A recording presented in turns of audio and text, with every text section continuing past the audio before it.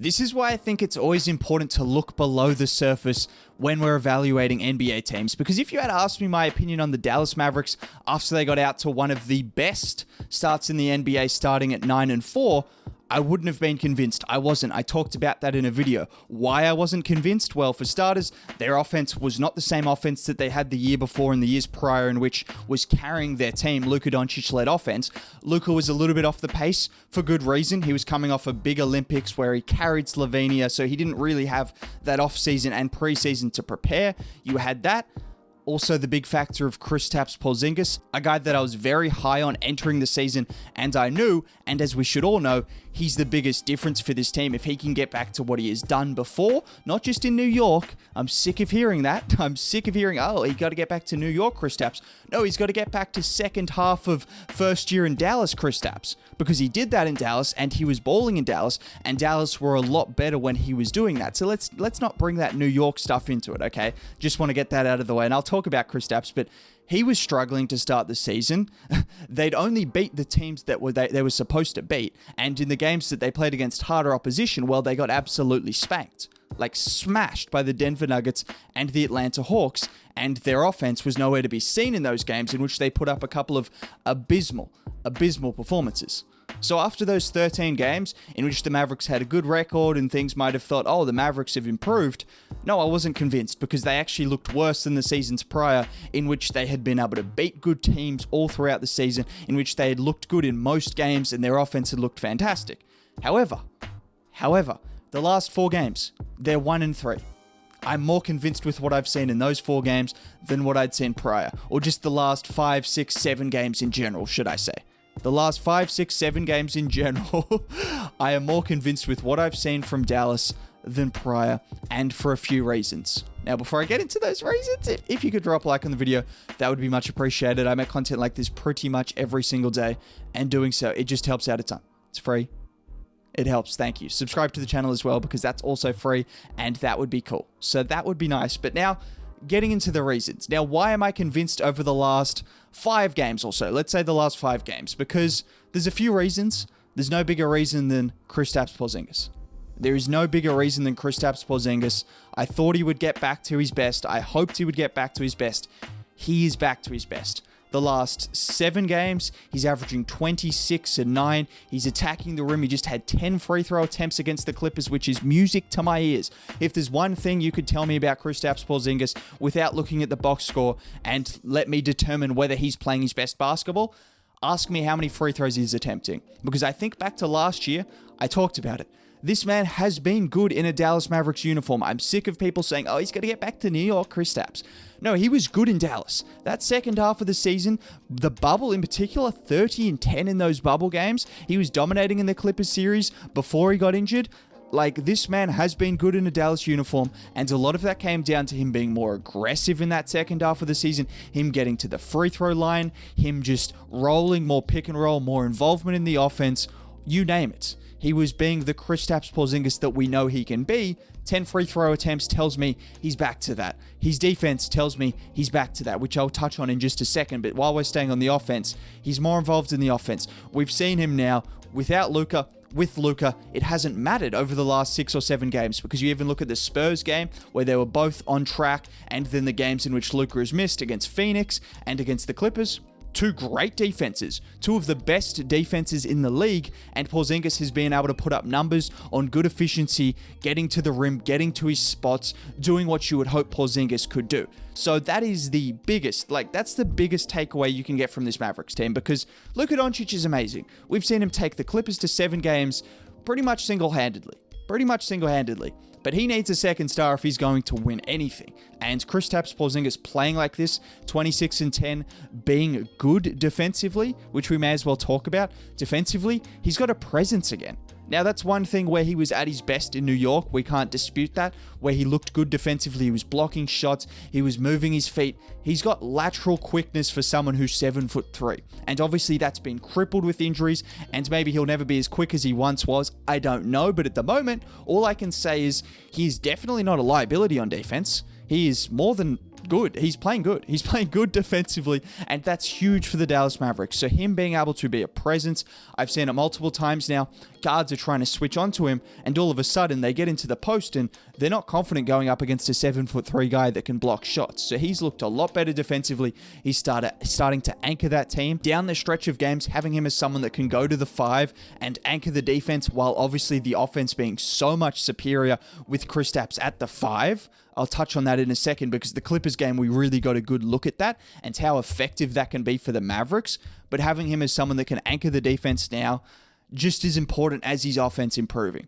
So overall, if there's one thing to take away from this video, that's why I'm making this video, because of Kristaps Porzingis. He is the reason the Mavericks have raised their ceiling, and they look like they could be better than last year because of Porzingis. But outside of Porzingis, well, they've looked pretty decent. We saw it against the Clippers. We saw the ball movement. We saw what happens when teams try to double team Luka, particularly down the stretch, and when the Mavericks put Porzingis at the 5. That's how crucial it can be to have Porzingis healthy, because all of a sudden, you double team Luka, pass it to someone, and then pass it to the open shooter in the corner. How many open corner shots did the Mavericks get down the stretch of that game? The Clippers were just giving up open threes, and it was going to one of Kleber, Hardaway Jr., Porzingis, or Dorian Finney-Smith. All guys that are capable three-point shooters.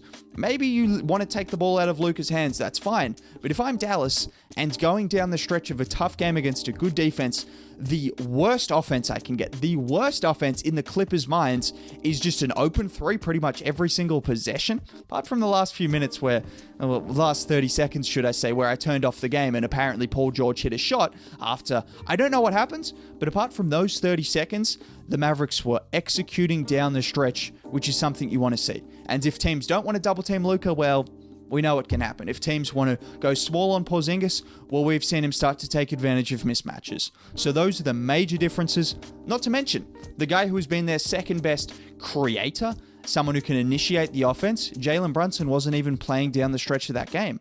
And he's another guy where, if I'm talking about raising the ceiling, Jalen Brunson has improved from last year, which is important because Porzingis being healthy, fantastic. He's someone that can score, pick and roll, defense, great. But you still need someone that when Luka doesn't have the ball in his hands, can actually create for others and initiate the offense. And having Jalen Brunson do it when Luka's off the floor, or even when Luka's now on the floor in periods of time, I've seen Luka let him take the ball because he knows Brunson can go to work.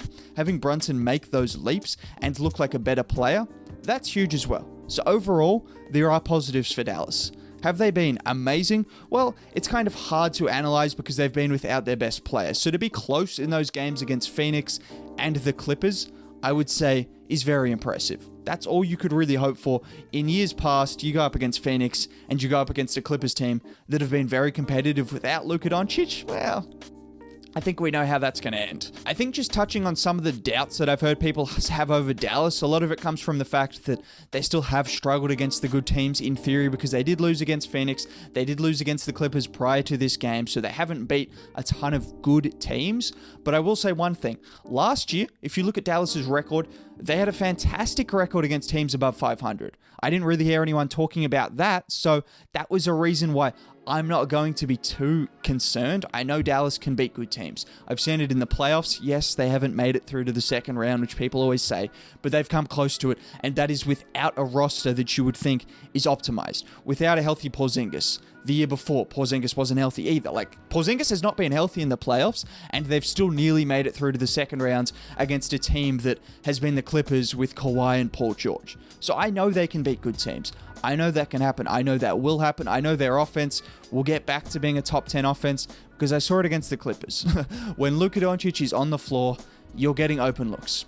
It's that simple. And now when you have Porzingis, who with Luka off the floor, can now create his own offense, or at least consistently give you 25 to 30 a night with Jalen Brunson as well, Tim Hardaway Jr., it goes from a team where who's going to be the second option? Maybe it's going to be Brunson, maybe it's going to be THJ.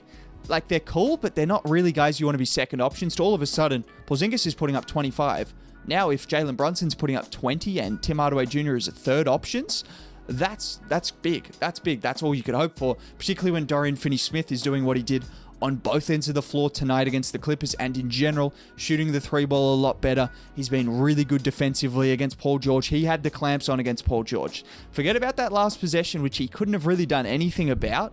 He's been really good defensively, and this team as a whole looks so much better defensively. A lot of that comes down to Porzingis and the guys around him. So I think this is just why it's important to actually watch what's going on and try to read below just the wins, because I know some people were thinking, oh, Dallas are good. They're in a fantastic position after their good start, which I don't think they were playing the best basketball by any means. Winning games is important because you lose someone like Luka for a couple of games, and then you lose a couple of close losses against teams like Phoenix, and all of a sudden, if they hadn't have been able to beat those poor teams, then the record would have been an issue. You still need to win enough games. But at the same time, I want to see them playing good basketball. I want to see them winning against good teams. I want to see Porzingis healthy and guys around them healthy. And that's what I'm saying now. This is also a team that is going to they're going to be better towards the end of the season. I talked about Luka, but he is still working into fitness because he didn't have much of an off season. He was with the Olympic squad. Obviously, he was injured as well. Porzingis will only get better as the season goes on. It's still like he's a new player again because this man has dealt with so many injuries.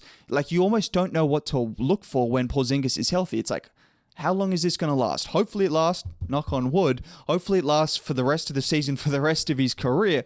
But if he can continue to stay healthy, well then I can only imagine he's going to be better. But this is the version of Porzingis we're getting after he's been healthy for, 7 games in 2 years.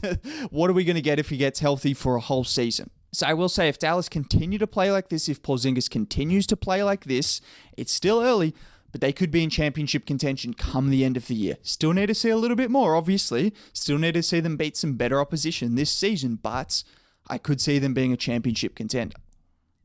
Have a good day.